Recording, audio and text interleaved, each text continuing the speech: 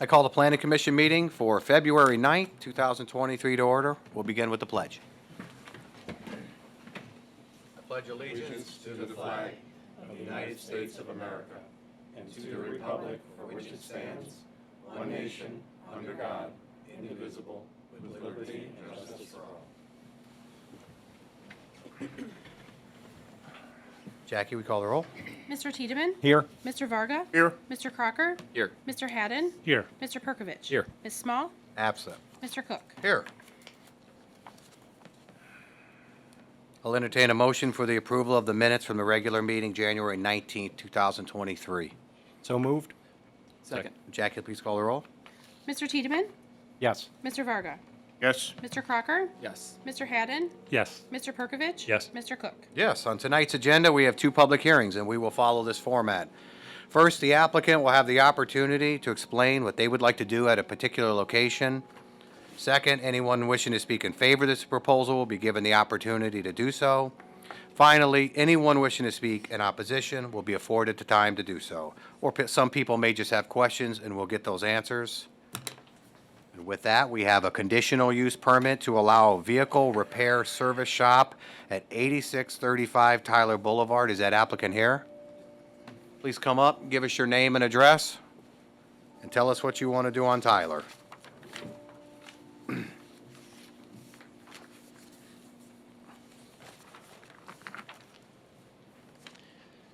Hi, my name is John Schmier. I'm currently located at 6072 Pinecone Drive.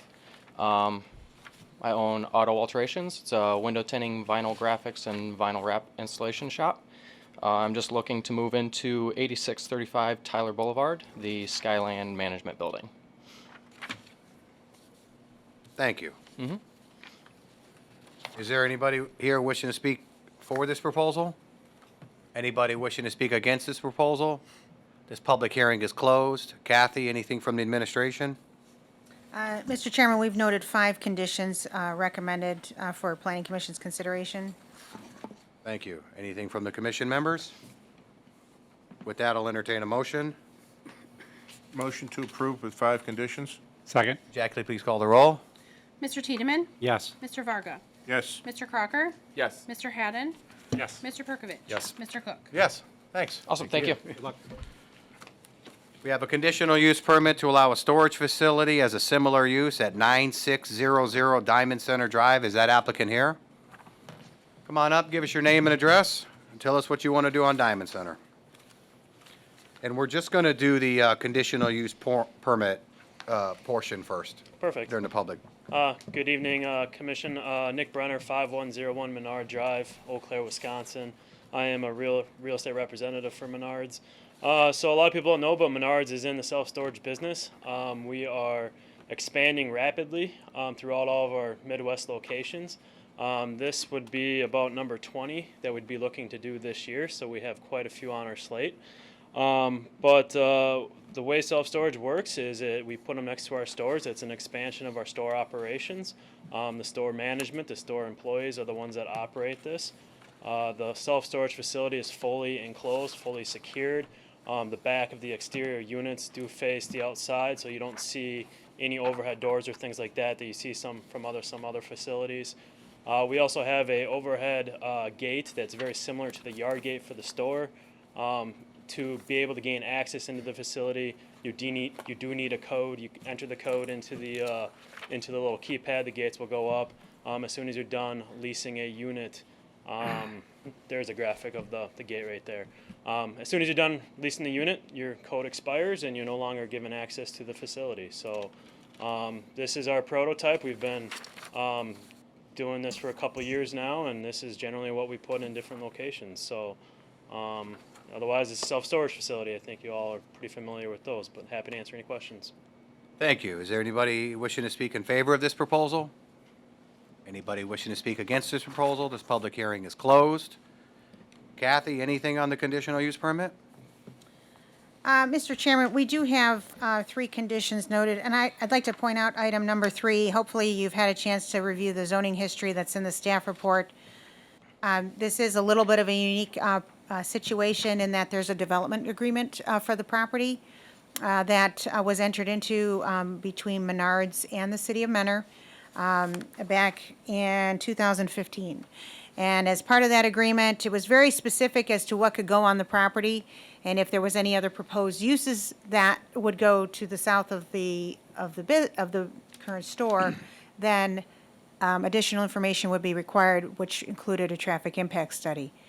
After further discussions with internally with the law department and also with the representative for Menards, it was, based on the proposed use, we felt that a traffic impact study was probably not necessary for self-storage, knowing that it's, typically a very low volume use.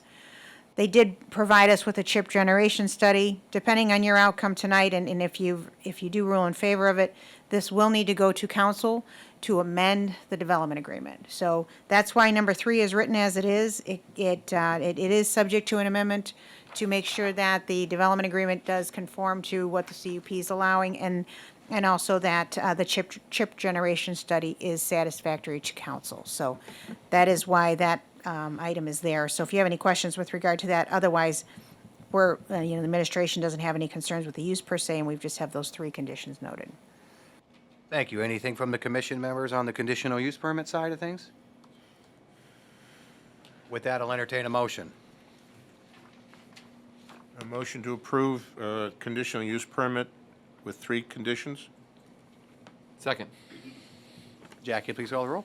Mr. Tiedemann? Yes. Mr. Varga? Yes. Mr. Crocker? Yes. Mr. Hadden? Yes. Mr. Perkovich? Yes. Mr. Cook? Yes. All right, we have nothing in old business. Under new business, we have a preliminary site plan of a storage facility at 9600 Diamond Center Drive. Anything more you want to say? Yeah, I guess I read through the staff report. I don't think we have many issues with any of those. I do want to touch base on the facade, though. So as you can see, the elevations we have proposed are gray steel on the siding and red steel on the roof. This is our prototypical self-storage that we have done all over the place. I completely respect the request to put block on this. We love the way our store looks. We've actually used that store model in a number of locations since this site. However, in this particular instance, we are asking for a little bit more forgiveness just because the site is tucked behind the store. You're not going to be able to see it from Diamond Center Drive. There's significant wetlands to the east and to the south. To the west, you have a transmission line plus some more wetlands. Essentially, Menards owns to the north, owns to the south. The closest things that could be built to this thing are over 300 feet away. So with all those facts, we are hoping that we can go ahead and continue to go with the steel. If by chance that there's still some hesitation that Menards doesn't own to the east, doesn't own to the west, even with those large wetland separations, we'll ask them, can we plant some evergreen trees to help screen the facility in addition to the steel. These walls sit about 8 to 10 feet tall. Evergreens, when you plant them, are that 4 to 5 foot range. In 5 years, those evergreens will be big enough to shield this entire facility. So even if you can see them past the natural wetlands and the trees and the vegetation that are there, we will have a brand new row of evergreens to help shield it. Again, the main purpose being that you can't see this from Diamond Center. Very, very difficult to see it from any other direction. We don't really receive the full benefit of that block like we do on the store. Thank you. Kathy, anything from the administration? We do have the conditions noted. There's 7 items, and as part of our recommendation, item number 2 did talk about the masonry. I just would note, part of the reason for the recommendation is while the property is at face value in M1 district, it was per the litigation that was settled some time ago on this property. It actually is being treated as a B2, so we are treating the design as a B2 commercial corridor as opposed to an industrial corridor. So obviously, everything around it is, at least along Diamond Center, is commercial in nature. And there is the potential for development, particularly to the west. The city owns the property to the east. I can't say how that's going to develop in the future, but that was the rationale behind the recommendation for some masonry. If you look at some of the other self-storage facilities in the city, a lot of them do have concrete block with the steel overhead doors. But obviously, we'll defer to your final recommendation to him moving forward for final plan review and architectural, how he should proceed. Right, this is just initial site plan, and you'll be back in front of us again with architectural. But is there anything from the commission members? Mr. Chairman, Mr. Varga? I see that probably the biggest thing that's going to be stored in the center is going to be an RV or maybe a boat on a trailer. Do you have an idea what the maximum height of what would be in that area, what it would be? I would guess it might be an RV, but. Yeah. The green spaces are your 40-foot length, so typically that's what we see in those ones are RVs. But we do see a lot of boats and stuff like that as well. So an RV is about 12 feet. I can't, they vary, I'm sure, but it's about 12 feet, right? Let me ask the city a question. We kind of had a rule about storage, where whatever we had stored had to be at least 1 foot below the sight line of whatever was surrounding it, a fence, a building. Are we applying that kind of rule in this situation, or should we apply this rule in this situation? Well, in this instance, they're kind of using the screening of the buildings and as the actual screening for the outdoor storage. It's showing there is 25 feet is the height of No, those. They're not 25 feet. The side. Oh, sorry. Go ahead. Yeah, no, go ahead. You can answer that. The sidewalls are about, so the gray steel you see about 8 to 10 feet, but then the trusses go up a little bit further. So the highest units, the biggest units are 25 feet. Yeah. Those obviously will have the highest peak for the roof. They'll sit about 13 feet tall at the top of that peak. Okay. All right. So, so it would be different, but you mean, so the buildings are, Yeah. not all the buildings are the same height around the outside. Correct. Yeah. Some So of them are taller, some of them are a little shorter. Yep. So the site plan that we submitted has the different colors that shows the different size Sure. units. Yeah. The 25s are 13 feet. The 20s are about 12 feet. So there's not a huge difference between Well, the two but of them, that and ma- that's the full perimeter. But that kind of mitigates the concern about the height, because the highest RV is about 12 feet, and if the walls are close to that, and the roof, the walls of the roof, Yep. then that's not an issue. One of the things, other thought I had was that, maybe it's not such a big issue, but like the gates are lower, not the overhead doors, I know those are full size, but you've got at least three sets of gates. Those are only about, I don't know, how about 10 feet? Yes, maybe? correct. That's what they are? Yep. Okay, that's not so bad.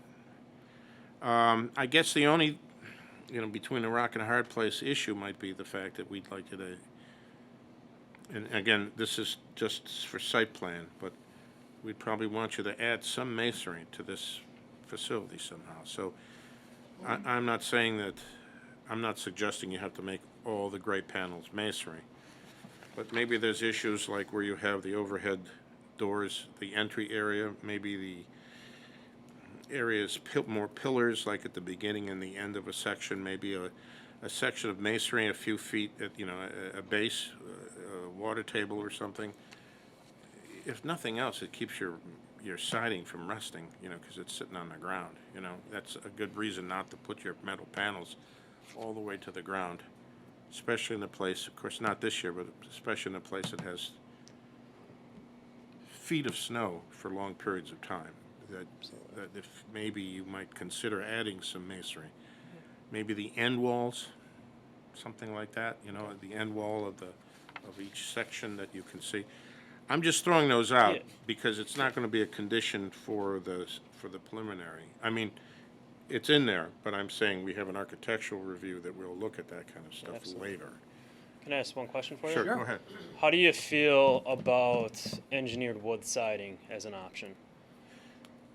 And the reason I say that is Yeah. because when we go masonry, it's a different construction process. It's a more labor-intensive process. It takes longer to do. It's another contractor we have to bring on site. So obviously, I respect the fact of wanting to break this thing up. But we have looked and we have done stores and stuff with this engineered siding that really helps break it up as well. So I just want to see maybe that would be an option that we could weigh as well. We're not making a decision architecturally at this moment, but, you know, I guess it would be part of your proposal for architectural approval. I would still coordinate with the city to get their feedback on whatever kind of material this is. But, you know, the city's kind of saying this is what they'd like to see. Fair enough. And we will still keep this as a condition? There's no reason to change it? Well, you might want to modify it because, Well- I mean, we're saying masonry, or unless you just want to take it out altogether and No, see what they come I back don't want to take it with. out altogether.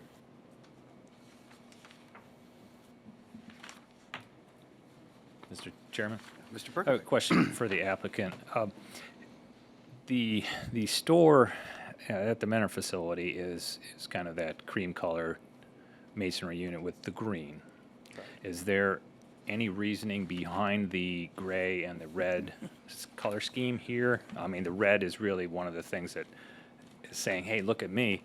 So, you know, I think the color choice is one issue in and of itself. Could you kind of talk about that a bit? Yeah, I think you're probably right. One of the reasons you pick red, well, red does look really good with this gray. We'll start there. It's a great color complement.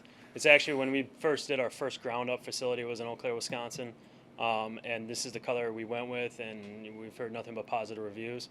So we've continued that through all of our self storage. It just became our prototypical color scheme. It's also been really beneficial for us too, because the gate does look pretty similar to the yard gate. So when people are coming in this operation, yes, it's one operation, it's all Menard run. It is nice sometimes to say go to the gray gate instead of the green gate, you know, and then it just avoids some of that confusion. So that's why we've done it, you know, and I do have to say that the red and the gray does go really well together. I Okay. think you'd be fairly And impressed. One last question, if we touch on what you mentioned about the engineered wood siding, would that still be this color scheme, or is there a certain color that comes in that tends to read the best and so forth? It does come in different colors. What we have done on one other facility for self-storage here was gray. It was gray. It matched the color of the steel, so essentially it was just a texture component. And you know, and it runs horizontal, not vertical, so you get a little bit of a break from that perspective as well. But Okay. but that's the only other time we've done it, and we just matched the colors. Okay. I think that option would be nice to explore, or if you had any of these photos of existing facilities that you've done in possibly this, that would be beneficial to us as well. I would love to provide a photo. Unfortunately, the one storage unit that we're putting it on isn't done yet. Okay. So I'll check to see if maybe they have it on and I can take a photo of it. It's up in Michigan. So I will see, but I just don't know if it's completely done yet. Okay. Thank you. But I can put an elevation similar like this together for that. Thank you. Yep. Thank you. Anything else? Mr. Chairman, Mr. Haddon? just a quick question. It looks like a part of your outlet control structure, the storm sewer is going off your property. Did you obtain an easement for that, or is that something the city of Menor has been working with, or? And it's for your pond outlet. Yeah, The yeah. pipe, it looks like it crosses your property line. I don't know if you've obtained, it looks like maybe CI property to the west. Yeah, I don't know if I caught that. I'm looking at sheet 4. Yeah, you're right. We'll have to look at that a little further. That's probably your final site plan permission. I'm sure you're gonna have something showing an easement there. Or, Yeah, or yeah. maybe pull it back further, I don't I know. would assume we'll probably pull it back. Okay. Thank you. Anything else?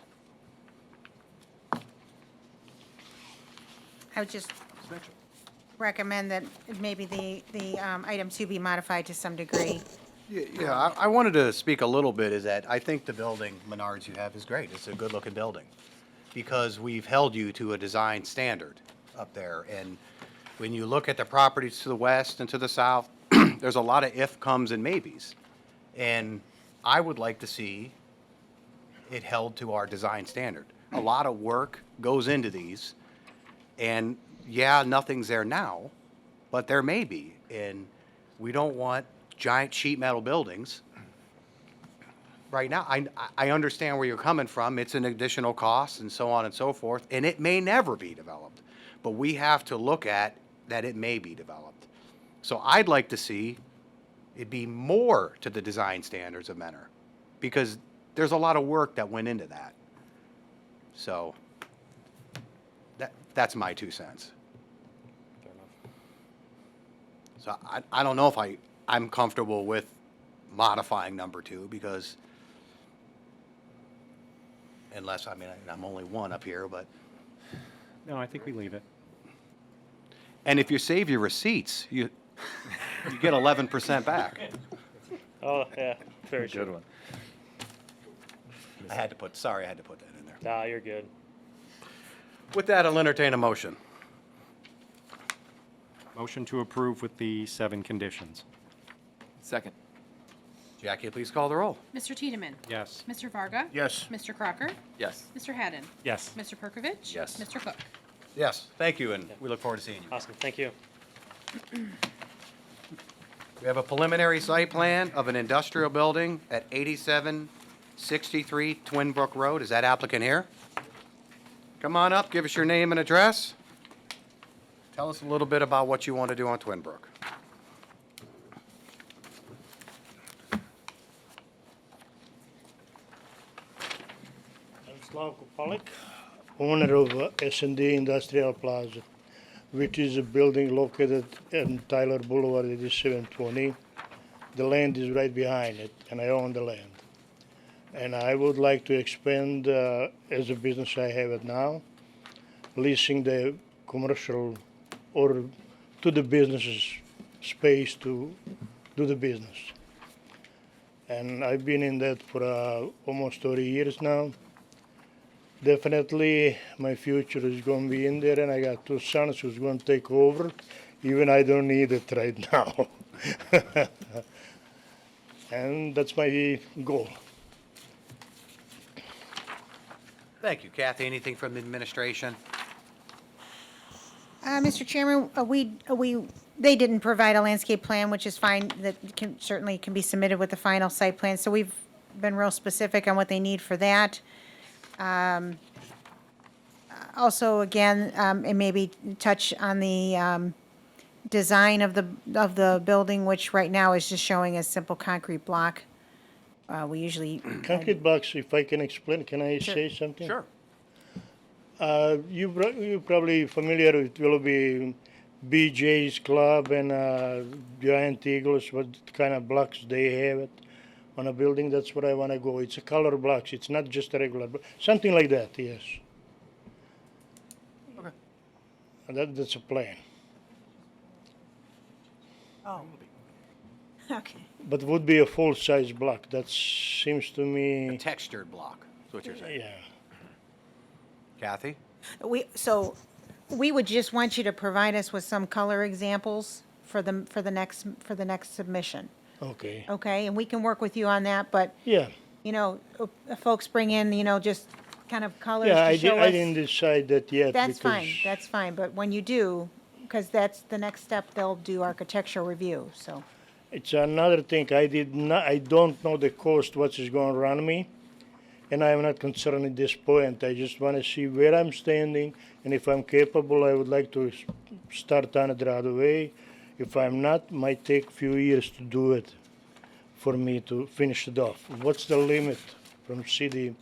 I have to finish the job before when I start. Yeah, once you have final site plan approval, which is the next step, you only have a year from that date.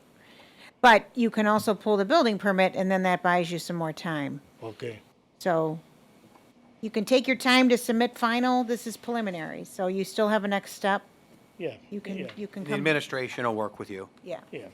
Well, I definitely, at this point, I'm kind of blind on it, but definitely I am going to go with it.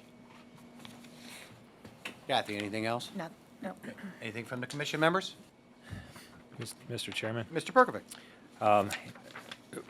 The applicant kind of touched on the word concrete block, which is shown in the architectural plans. But beyond that, we really don't have anything to go on as color samples and/or whether this is just one solid color of the split, let's call it split face block, that has some sort of texture, or whether that front elevation or all elevations have some sort of 2-color scheme or 3-color scheme, much like the BJ's had, that would add interest to that face, especially the one facing Twinbrook. So if there's any information that can be added, that would be helpful. Kathy mentioned the color samples, so all of that would kind of go a long way to especially dress up this front, because the line drawings really leave a lot of imagination there, so I think that would definitely help. Mr. Chairman? Okay. Are you finished? Yes. Mr. Varga? Do you know how you're going to put the air conditioning and heating in this building? Where the equipment would go? It's not 100% solid, but definitely it's going to be. I like to put air conditioners on the roof Okay. and everything on it. So Well, we're not doing architectural yet, but Yeah. when you do the submission, Yeah. any equipment that goes on the roof has to be shielded yeah, from view. So you want to take that into consideration when you do the architectural yeah, presentations, that you show that the equipment is shielded from view. yes. Okay? Thank you. Thank you. Is there anything else? With that, I'll entertain a motion. Motion to approve with the 5 conditions? Second. Jackie, please call the roll. Mr. Tiedemann? Yes. Mr. Varga? Yes. Mr. Crocker? Yes. Mr. Haddon? Yes. Mr. Perkovich? Yes. Mr. Cook? Yes. Thank you. Thank you. Thank you. Miscellaneous review to amend a conditional use permit, Rock City Sports at 8001 Moving Way. Is that applicant here? Please come up, give us your name and address for the clerk. Tell us what you want to do. Oh, good evening. Dan Bezick, 8336 Gosling Way. The location is 8001 Moving Way. We have been running quote-unquote tournaments at our facility in a manner that is just more of kind of get the kids out of the house on a holiday, 4-on-4 type of thing, and not a large crowd like maybe the original use permit prevented, if you will. So a little bit of a misunderstanding, and that we were doing these, but again, they're very small and contained, probably less traffic than on a normal practice night. So anyway, we maybe only have 4 to 6 of these a year during the holiday, Christmas break, or something like that. So all we were looking to do was to be able to do those types of tournaments, and not sure maybe in your mind the big hundreds of people and cars coming out the driveway there. So that's our issue, and that's what we wanted to get approved. Thank you, Kathy. Anything from the administration? I'd like to touch on the recommended conditions specifically that pertain to the fire lane and the original condition that was placed on the CUP with the restrictions pertaining to the fire lane that goes around the building as highlighted on the overhead there. So we, in the original recommendation of conditions to you tonight, the recommendation coming from the fire department was that that fire lane needed to be paved. But we've had some subsequent discussions. The property owner has reached out to the fire department and had a discussion with our fire department. And before you tonight is an email that I received from Chief Searles today, and a recommended amendment to condition number 6. They've agreed that they will accept a gravel base as long as it's improved from what is there now. So an upgraded gravel base with the 20-foot width requirement that's still expected of a fire lane that has to be maintained and kept clear year-round. So number 7 addresses the maintenance issues and, again, the width issues. But number 6, as modified tonight, we would say rather than paved, per the understanding of the fire chief, that they would improve it with a gravel base to the width requirements outlined in item 7, and fire lane signage installed. The only thing I would also add, I had a subsequent discussion with him that we would like a time frame on that installation, and that we were thinking the 30 days of, within 30 days of the effective date of your approval. So that would be the only thing added after the word installed. That would be our recommendation at this time. Thank you. Anything from the commission members? Mr. Chairman, Mr. Tiedemann? to the administration, back in 2020, when we did the original CUP, did we have a condition that they had to do the fire lane back then? Now, if you look in the packet, it was that it needed to be unobstructed and kept clear, and that at some point, the fire chief may require it to be paved. Okay. And that's where we had gone with it, but again, since the time of writing the staff report, they've had the additional discussions, and costs, it's a bit cost prohibitive for them, and they would like they would like the ability to add the gravel and maintain it, which the fire chief was satisfied with. Okay, thanks.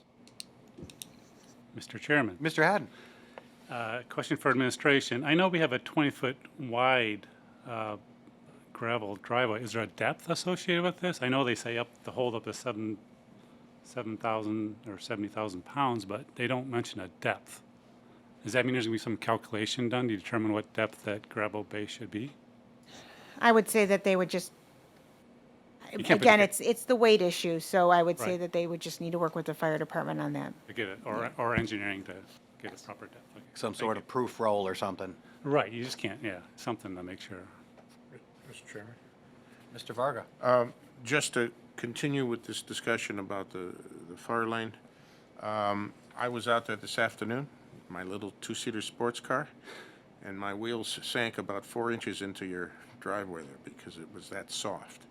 So, and it was only about 10 feet wide, where, I mean, I could kind of go around but it wasn't wide enough too. So I just want to reemphasize, based on these conditions, that you're going to make it quite a bit wider than it is now. And it's going to have to be built firm enough so that in weather like this, when it all turns to muck, that you can drive a fire truck back there and not get it stuck. Because right now, if you drove a fire truck back there, I don't think it would get out. So just on top of everyone else's comments. Thank you. Anything else? The one concern I have is, I was on this board in August of 2020, and I remember this. And I remember that this was an issue then. And now we're gonna have more people come into your facility. The parking was an issue. I know we had a lot of discussion regarding tournaments and if anybody's had kids with volleyball. We've all gone to these tournaments, and there's no parking. So now we're gonna bring more kids into the building. And I know you're not the property owner, but it's been since August of 2020. How do we know this is gonna get, I'm uncomfortable with approving an additional conditional use permit to bring more kids into a facility when the last one wasn't met. You follow what I'm saying? Yeah, You want to speak to that? yeah, give us your name and address, though. Ray Snyder with Moving Solutions, 8001 Moving Way. So, to answer your question, 2020, Moving Solutions was owned by Bill and Michelle Tires. They don't own the place anymore. We took over in December 27th of 21. In that time, we've done nothing but make improvements. I have letters here from the city that I never knew existed. I was the operations manager since 2011. The current owner has been was the general manager for probably 20 years. We never seen any of these letters. This fell on deaf ears by the previous owners. Within 48 hours, Dan gave me this letter. Within 48 hours, I've had 2 quotes set up. We have a meeting tomorrow with our landscaper to discuss that, how that has to be maintained. 2 quotes coming again for the fire road to improve it. I've met with Terry Scott within 48 hours of seeing this letter. And here we are to address this. So we understand what needs to happen, and we'll get it done. We're not the previous owners. Okay. All right. Mr. Varga. I just said, following along with that question, or that last observation, there is, the parking that was marked at the original approval date is in fact striped, and it's there now. Right. I was out there and I looked. And at the time, we have all this other parking that was like possible parking in the future if it were, do we have any idea if any of this previously defined future parking is going to be required for this new level of activity?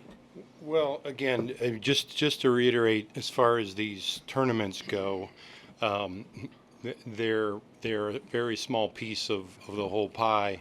They go on while nothing else is going on, activity-wise, in the building.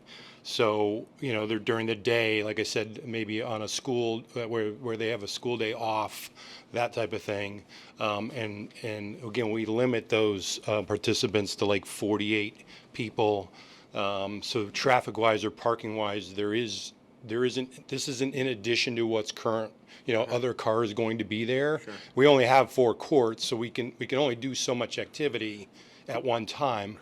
But to answer your question, we're 3 years old, and you know the business is existing, and we'd like to put more parking in. Again, there's a cost to all of these things. So Sure, no.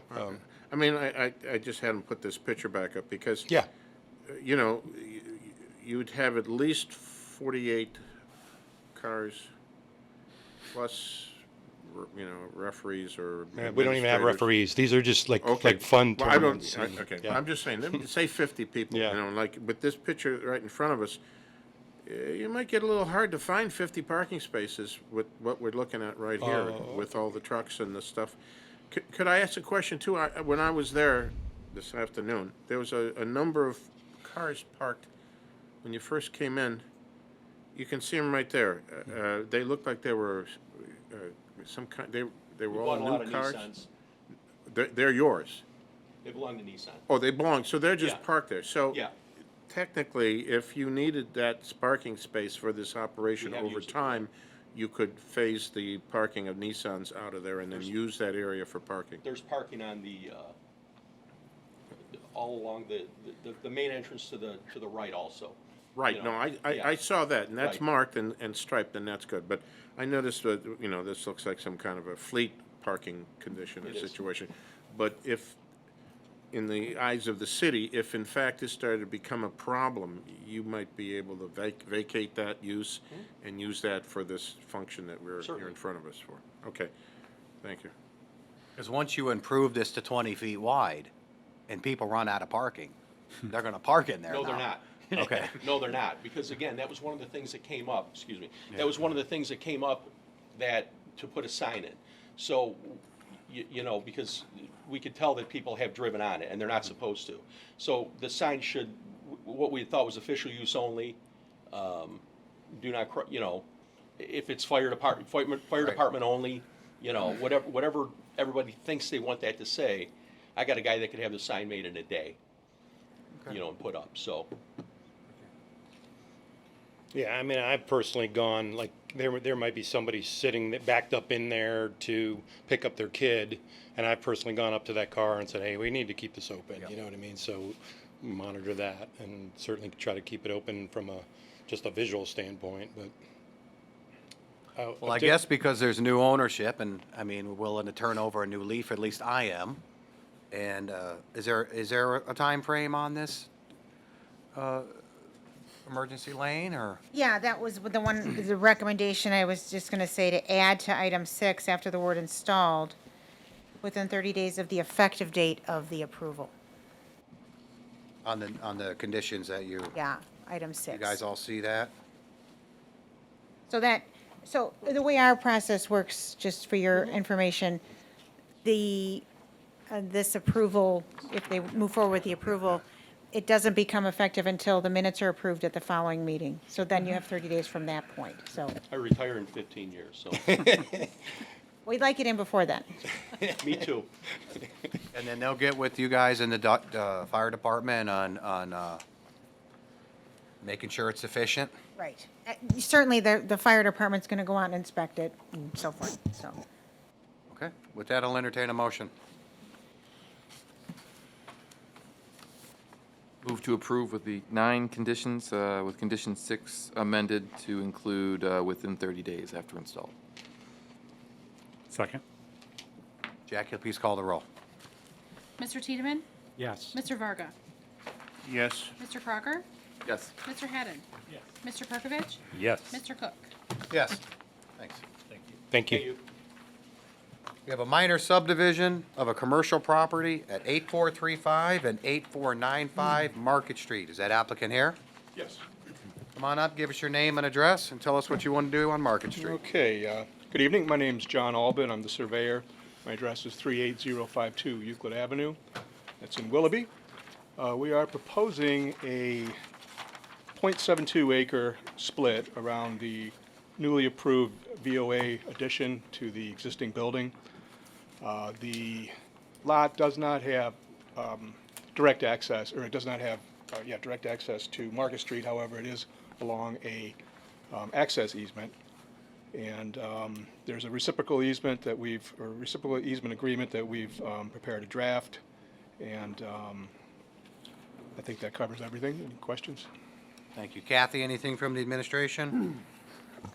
Just to note that, based on the access easement that's in place and the reciprocal easement that they've proposed, we're comfortable with the fact that, although it doesn't have that immediate frontage on Market Street, there is reasonable access to a public right-of-way. Thank you. Anything from the commission members? Mr. Chairman, Mr. Haddon?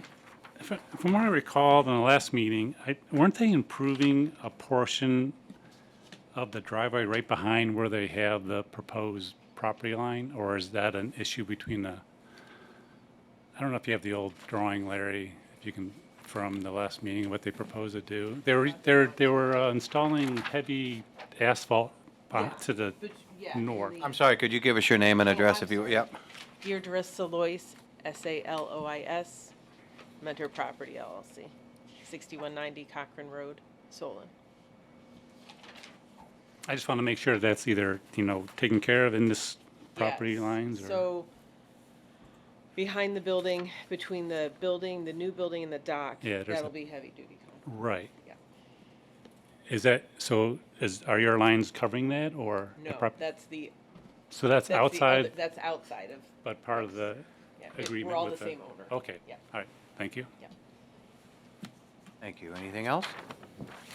Could I just ask quick, why are you separating this parcel out? It's for flexibility in our financing. It's that simple. For financing? Yeah. issue.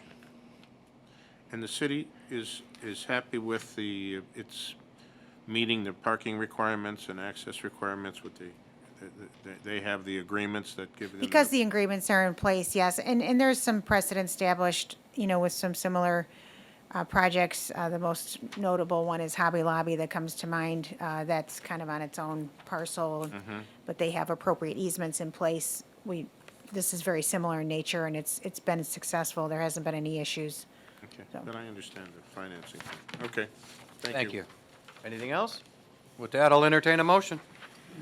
Motion to approve with the 2 proposed conditions. Second? Jackie, please call the roll. Mr. Tiedemann? Yes. Mr. Varga? Yes. Mr. Crocker? Yes. Mr. Haddon? Yes. Mr. Perkovich? Yes. Mr. Cook? Yes. Thanks. Thank you. A building addition/site alteration at 7852 Menor Avenue. Is that applicant here? Yes. Please give us your name and address. My name is Chris Kirk. I'm with Core 3 Design. My address is 125 Rhett Street, Greenville, South Carolina. Came a long way. I did. Today. Could you spell your last name? Last name is Kirk. First name is also Khris. All right, tell us a little bit about what you want to do. We are putting in a vinyl fence to screen shipping containers that Hobby Lobby is using for storage of merchandise. Kathy, anything from administration? You received it at your place this evening. There was a slight modification, and correct me if the applicant would correct me if I'm wrong, but I think it was just the shifting of the location of the containers within that space. The area that's going to be screened is slightly shorter in depth than it was previously. I think it was like at 157, now it's at 144. Yes, the landlord pointed out that there was like a easement up at the top portion where one of the shipping containers was on, so Hobby Lobby's moving that shipping container and we're tightening up that space so less parking is being used and we're not impeding upon their easement. And because we moved the shipping container, we moved one of the side gates from the side to the ends, so instead of it being 2 8-foot wide gates, it's 2 12-foot wide and 1 8-foot wide gate.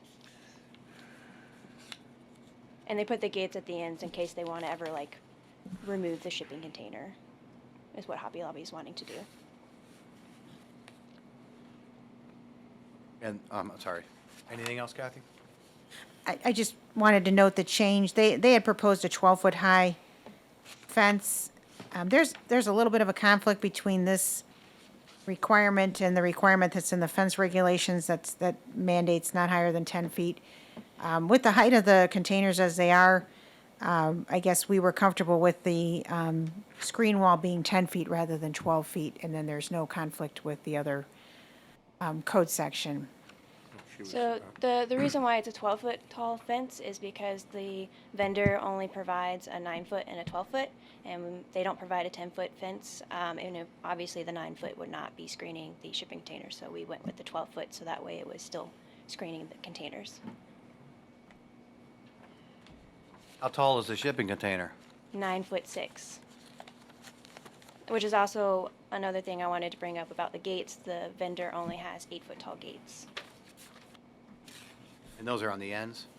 2 on the ends and 1 on the side that's facing the back of Hobby Lobby. So only one of them would be seen from the road.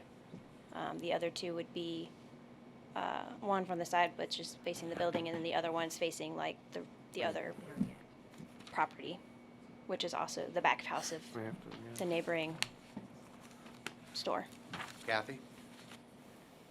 It's fine. It's just, in discussing this with the law department, it would have to go to the Board of Zoning Appeals for the 12 feet. The gate I'm the most concerned about is the one that faces Ridge Road. Gets a lot of traffic, and you're gonna see the shipping container. Yeah, like Yeah, because one- you say that's only gonna be 8 feet. Yeah.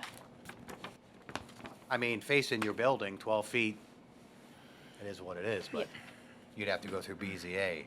Are you sure those containers are 9.5 feet high? That's the typical size of a shipping container, and that's also the size that Hobby Lobby said that they are. Okay. I have not seen them myself, so I cannot tell you. Okay.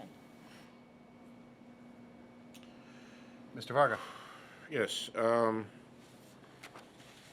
remember when we first approved this building some time ago?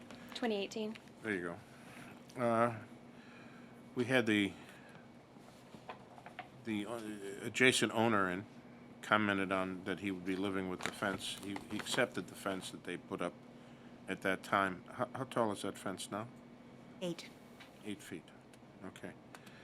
And I see that there is a line of vegetation, trees. Are we maintaining all of that? As far as I know, yes.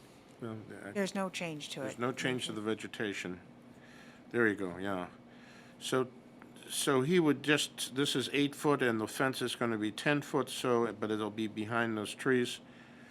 It'll be It 12 would be feet. 12 feet. Oh, 12 They don't feet. have a 10-foot option. That's right, If no, they I'm go sorry, yeah, with right, this, right. if they go with this option, unless they choose a different material. Yeah, right. Might we require some more vegetation if it's a 12-foot fence?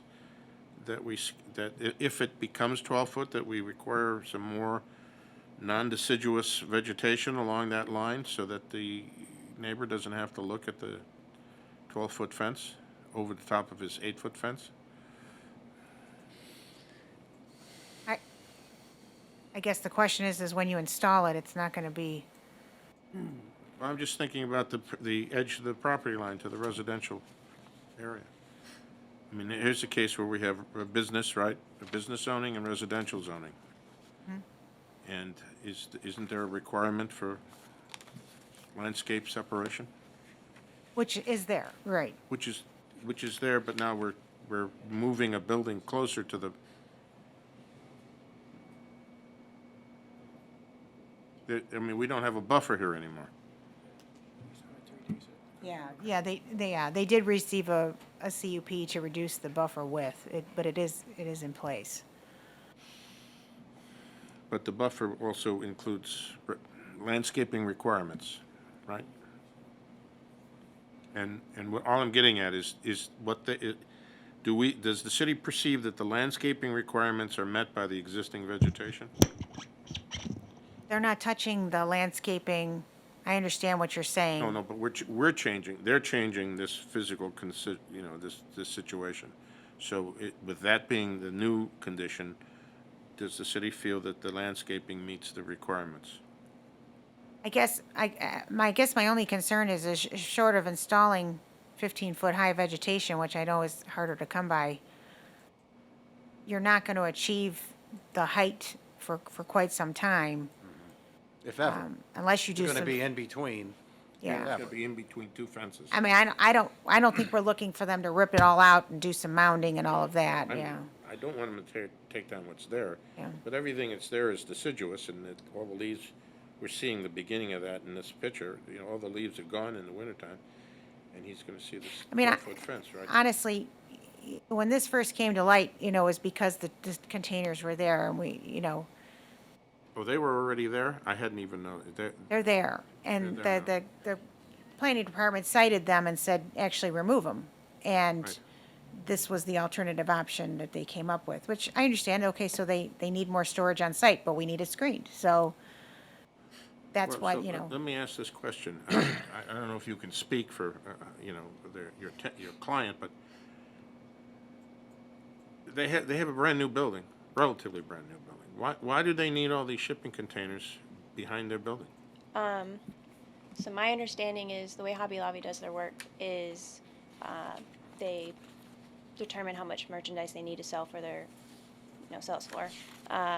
When they know that there's going to be a lot of merchandise sold, but they don't have it yet, they will create a building that has a mezzanine prep for future mezzanine installment so they can have extra storage inside their building. When this building was designed back in 2018, that never happened. So there was no mezzanine prep and no mezzanine put in, so they can't add the extra storage in the inside of their building. And some of their buildings that they've done, they've added the mezzanine that's needed because they already have the structure inside.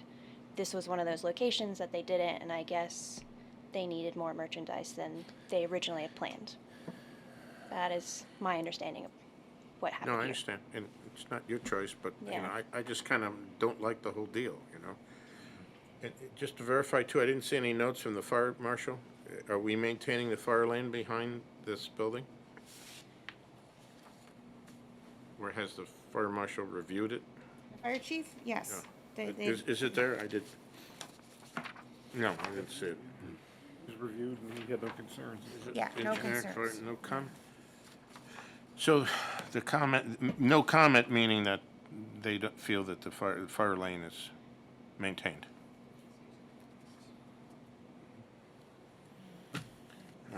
Mr. Perkovic. Mr. Chairman, this is a perfect photo here that we see in front of us. Oh, yeah. From the scale of that, there's no way that is 9.5 feet tall. If this unit is 8 foot wide and that fence is 8 foot tall, then if these are the units they're going They're to not. use, oh, okay. That makes a difference. Because I was going to They're say that blue 9 foot would containers, be fine. actually. Blue ones. Yeah. They're blue containers now. They've upgraded them. Conex boxes. And these containers are permanent, or do they swap them out? I do not know the answer to that And question. if they swap them out, how do they do that? I'm assuming that Bring a the crane in? containers stay and they're moving just the merchandise in and out of them. But that's just an assumption. I don't know the answer to that. Is that the city's understanding too? Is that these are permanently here and that they just?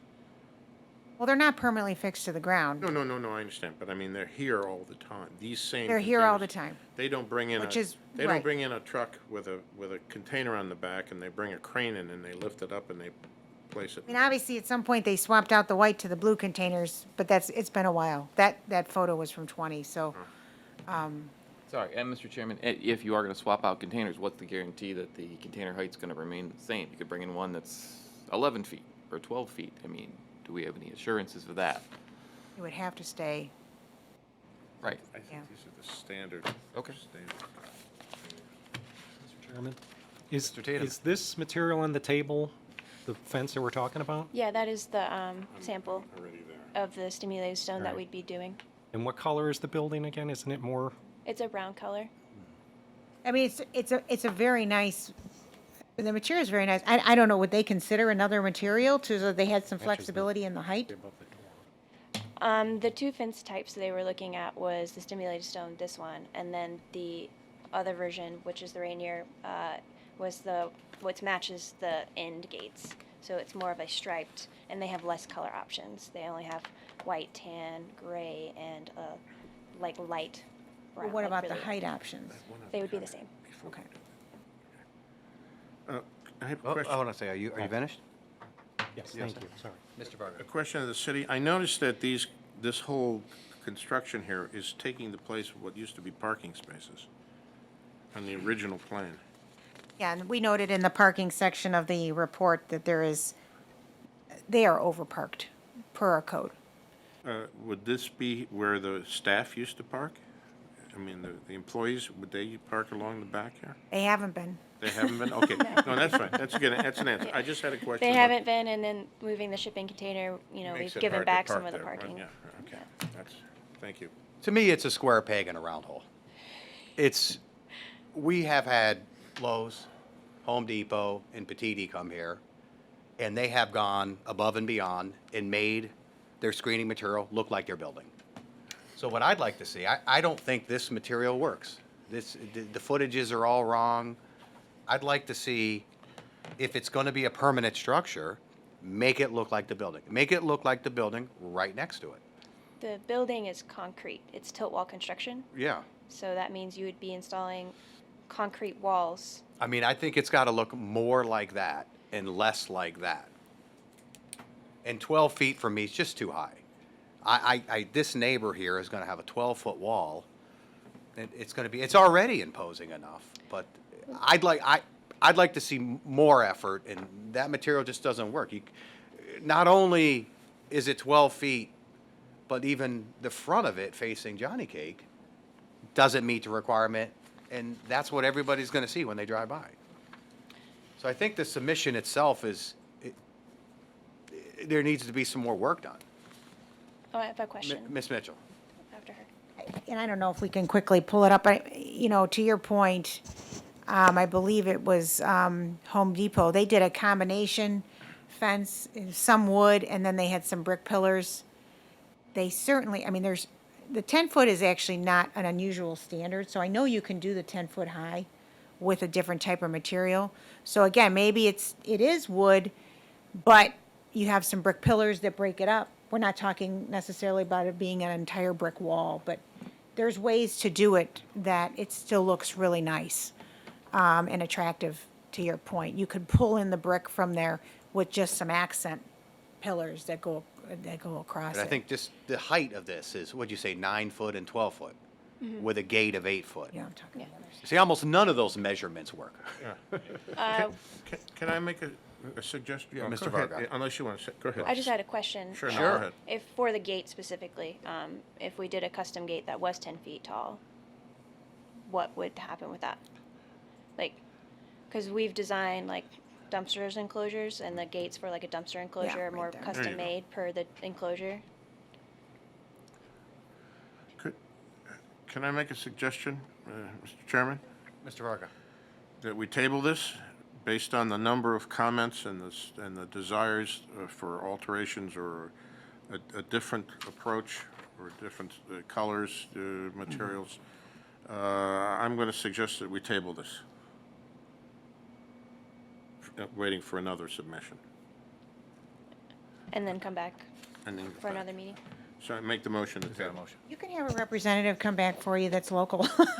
I asked Hobby Lobby, and they want us to come, so. You drove up here today from South Oh, no, Carolina? no, no. I flew. That would be like an 8 or 9 hour drive from Springville. Maybe even worse to have to fly. Well, anyhow, I'll make a motion that we table this based on the conversations we've had. Second. Jackie, please call the roll. Mr. Tiedemann? Yes. Mr. Varga? Yes. Mr. Crocker? Yes. Mr. Haddon? Yes. Mr. Perkovich? Yes. Mr. Cook? Yes.